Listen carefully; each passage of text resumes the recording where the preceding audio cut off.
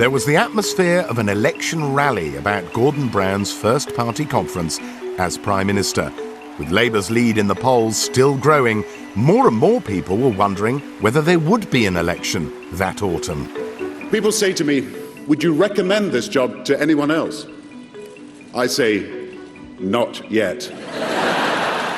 Gordon comes from a background of preachers, and Gordon's at his best really with a kind of church of believers. He's absolutely spellbinding because he's in a room with people who share his values, and he can lift them out of their seats with his kind of fervour. We will meet our environmental, our economic, our security challenges, not by splitting apart, but when we as Great Britain stand united together.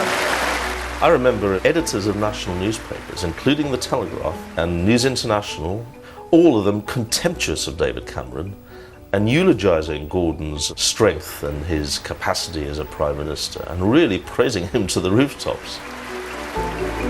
In the hothouse environment of the conference, aides to the Prime Minister and some of his closest allies in the cabinet encouraged the idea that he should cash in his popularity with the voters and call an election.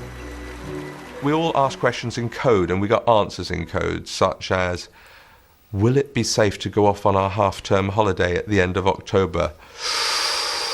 I'm not sure, especially if you're going abroad. Better stay closer to home. Those sorts of conversations were being had all the time. At a conference, everyone's in a bubble. Everyone's talking to everyone else, and it was the only thing that anybody was talking about. Free beer for all the workers. I mean, you could have Guinness, you could have beer.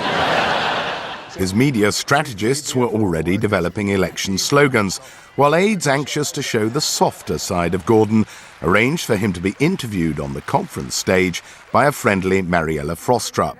Before we went on, I was taken to Gordon, and he was sitting in this sort of back room in the sort of depths of the building behind the big conference hall, and we were just left in there for about 2 hours, and I was slightly struck by what a lonely job it is. It's been a very successful 3 months. It's been a very successful conference, and I wondered if in the intimate atmosphere of the conference centre here you wanted to illuminate me on when you felt would be a good time for an election. Charming as you are, Mariella, I think the first person I would have to talk to is the Queen. Now it wasn't just aides and acolytes. With that unwise tease, the Prime Minister himself had openly joined in exciting election speculation. He became increasingly attracted to the idea because he saw it as a way of destabilising the Conservative Party and a way essentially of making political mischief. It's hard to see in retrospect how that much speculation could have been avoided, given the fact that there was active consideration being given. By the end, I believed that he was going to have an election. I even wrote my election address. Fortunately, I didn't put a date on it. People were frantically drafting manifestos. I remember as Secretary of State for Work and Pensions being asked my views on the forward policies and on other ideas for the manifesto, which I gave.